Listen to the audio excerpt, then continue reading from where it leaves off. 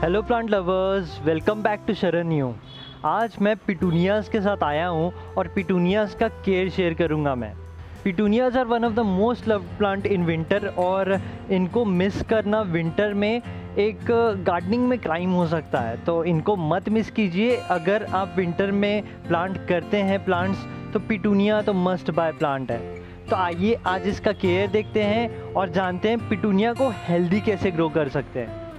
Petunia के pot size की बात करें तो पिटूनिया को आप 6 to 7 इंचेस ऑफ पॉट में लगा सकते हैं, बहुत अच्छे ग्रो हो जाते हैं इतने बड़े पॉट में। आप देख सकते हैं मैंने 6 to 7 इंचेस ऑफ पॉट में लगाया और बहुत अच्छे से ग्रो हो रहा है। एक और चीज़ ये है कि आप पिटूनिया को हैंगिंग बास्केट में भी लगा सकते हैं इस टाइप। तो वैसे तो ये बेबी सनरोज़ का प्लांट है, मैं जनरली हर साल हैंगिंग बास्केट में लगाता हूँ, पर मेरे पास कोई जगह नहीं है ऐसे हैंग करने के लिए, तो इस बार मैंने टेराकोटा के पॉट में ही लगाया है। हैंगिंग बास्केट में भी बहुत अच्छे से ग्रो हो जाते हैं, इसमें भी अच्छे से ग्रो हो जाते हैं। बस बहुत ज़्यादा बड़ा पॉट मत लीजिए, मीडियम साइज़ या स्मॉल साइज़ पॉट लीजिए, अच्छे ग्रो होते हैं। उसके बाद सॉइल मिक्स में आऊँ तो आप इसमें 50% गार्डन सॉइल रख सकते हैं, 20% सैंड, 15% कोकोकोएट, 10% vermicompost and 5% bone meal. एक बैलेंस सॉइल मिक्स रखिए, अच्छा रहेगा। इसमें जैसे मैं बोल रहा हूँ कि कोकोकोएट मिलाना है, और वन ऑफ द रीज़न है कोकोकोएट मिलाने का क्योंकि ये थोड़ा मॉइस्ट सॉइल पसंद करते हैं, इसीलिए कोकोकोएट बहुत बेनिफिशियल रहेगा अगर आप सॉइल में मिलाते हैं तो। उसके बाद मैं इस पार्ट में आऊँगा कि पिटूनिया कब अवेलेबल होता है नर्सरी में। जैसे कि विंटर एंटर करता है, ऑलमोस्ट अक्टूबर के एंडिंग में एंटर करना चालू हो जाता है, तो आपको अक्टूबर से पिटूनिया दिखने चालू हो जाएंगे नर्सरीज़ में। तो आप अक्टूबर से लगा सकते हैं। मैं आगे बताऊंगा कि इनिशियल स्टेजेस पे आपको कैसे केयर करना है इसको, पर आपको अगर पिटूनिया लगाना है तो आप अक्टूबर नवंबर से नर्सरी विजिट कर सकते हैं और पिटूनिया बाय कर सकते हैं। जाना है ऊपर, जाएगा ऊपर, जा। उसके बाद मैं इसके सनलाइट में आऊँगा। इसको आप 3 to 6 hours of direct sunlight दीजिए, बहुत अच्छे फ्लावर करते हैं अगर आप इतना सनलाइट देते हैं तो। सनलाइट की रिक्वायरमेंट है डायरेक्ट सनलाइट की अगर आप अच्छी ब्लूम चाहते हैं तो। जैसे कि मैं बात कर रहा हूँ कि अक्टूबर में जैसे हम लगाते हैं तो अक्टूबर में जो मिनिमम टेम्परेचर है 17-18 डिग्री सेल्सियस रहता है और मैक्सिमम टेम्परेचर 31-32 तक जाता है रायपुर में। दिल्ली में भी लगभग ऐसे ही कुछ रहता है, थोड़ा ऊपर नीचे रहता होगा, पर ये जो फ्रेम है 18 डिग्री सेल्सियस और 32 डिग्री सेल्सियस का, इसमें रात का टेम्परेचर तो ठीक है, पर दिन का बहुत ज़्यादा होने की वजह से मैं ये बोलूँगा कि इनिशियल स्टेजेस पे जब आप प्लांट लगाएंगे तब आप 2-2.5 घंटा ही डायरेक्ट सनलाइट दें, स्पेशली अक्टूबर के टाइम पे, क्योंकि दिन का टेम्परेचर अच्छा खासा रहता है। उसके बाद जब प्लांट सेटल हो जाएगा, जैसे प्लांट सेटल होगा टेम्परेचर भी नीचे गिरेगा, मैक्सिमम टेम्परेचर 26-27 तक आ जाता है, फिर मिनिमम भी 14-15 तक आ जाएगा। तो ज़्यादातर रायपुर में तो ऐसा ही होता है, मोस्ट ऑफ द सिटीज़ में ग्रेजुअली गिरते हैं धीरे धीरे टेम्परेचर। तो ना वहाँ पे जब प्लांट थोड़ा सेटल हो जाए 20-25 दिन बाद, तब आप 4-5 घंटा 6 घंटे की डायरेक्ट सनलाइट दीजिए। तो ये जो प्रोसेस है ये थोड़ा इम्पॉर्टेंट हो जाता है पिटूनिया के, क्योंकि ये थोड़ा टाइम लेते हैं सेटल होने में।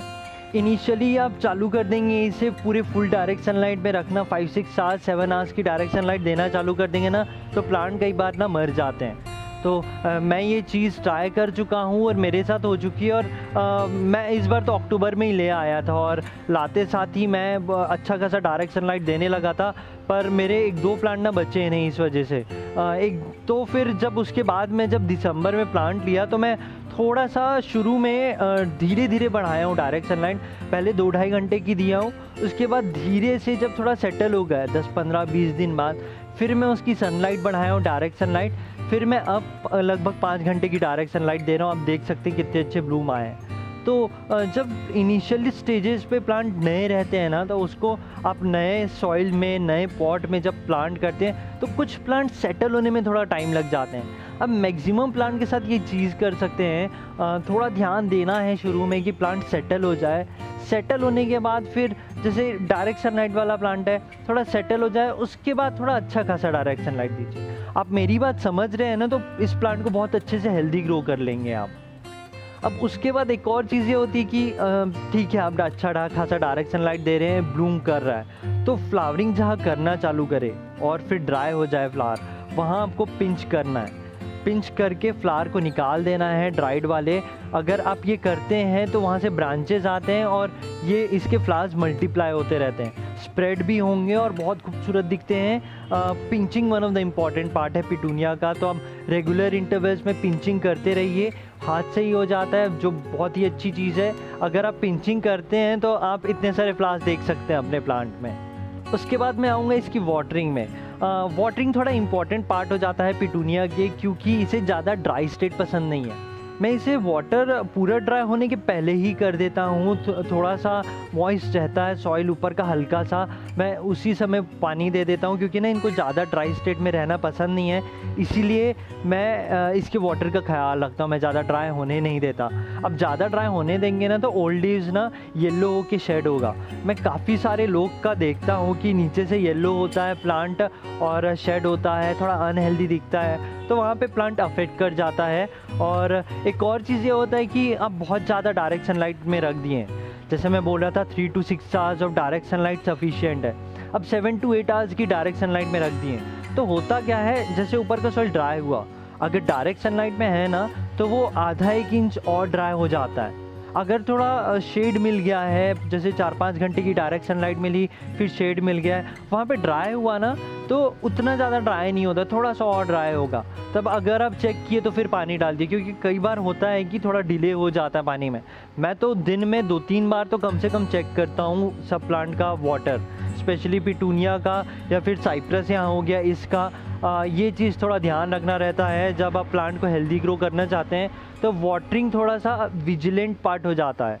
तो ज़्यादा ड्राई मत छोड़िए पिटूनिया को, जैसे ऊपर का ड्राई हुआ है थोड़ा सा मॉइस्ट रहेगा तभी आप पानी दे दीजिए, तो वहाँ प्लांट अच्छा ग्रो करता है। फर्टिलाइज़र की बात करें तो जैसे आप प्लांट लगाएं उसके 25 दिन बाद प्लांट सेटल हो जाएगा, उसके बाद आप इसमें फर्टिलाइज़ कर सकते हैं। एक बार फर्टिलाइज़ करेंगे ना तो थोड़ा न्यूट्रिशन बैलेंस रहता है सॉइल में और ब्लूम्स अच्छे देता है। उसके बाद बहुत ज़्यादा फर्टिलाइज़ करने की ज़रूरत नहीं है, पर एक बार तो विंटर में फर्टिलाइज़ करना बनता है। मैंने किया है, जैसे मैंने दिसंबर में लगाया था, मैंने जनवरी में फर्टिलाइज़ किया, उसके बाद आप देख रहे हैं ब्लूम ये अप्रैल तक चलेंगे और अच्छे से केयर हुआ तो मई तक भी जाते हैं। उसके बाद तो ये ज़्यादातर यहाँ पे टेम्परेचर 40-45 डिग्री सेल्सियस जाता है, तो बचते तो नहीं है, पर आप अप्रैल मई तक इसकी ब्लूम से एंजॉय कर सकते हैं। अगर आपको ये जानना है कि मैं क्या फीड करता हूँ प्लांट्स को, तो आप मेरा फर्टिलाइज़र वाला प्लेलिस्ट देख सकते हैं। आपको उसमें ये दिख जाएगा कि मैं क्या क्या डालता हूँ, कैसे डालता हूँ और कब कब डालता हूँ।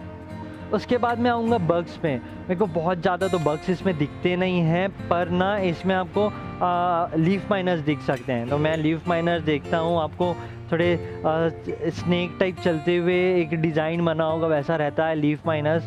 इंसेक्ट ऐसे तो दिखते नहीं है, पर देर आर इंसेक्ट्स जो एक निशान छोड़ जाते हैं, तो मैं लीफ को पकड़ के निकाल देता हूँ। अगर दिखते हैं तो नीम ऑयल थोड़ा बहुत स्प्रे कर देता हूँ, तो बहुत ज़्यादा वरी करने की ज़रूरत नहीं है। आप एनवायरनमेंट अच्छा दे रहे हैं, सही सनलाइट दे रहे हैं, सही वाटरिंग दे रहे हैं, तो प्लांट बहुत अच्छा ग्रो करता है। एक और चीज़ ये है कि मैंने पिटूनिया को सीड से ग्रो किया था 2 साल पहले, इंस्टाग्राम में मैंने पोस्ट भी शेयर किया था।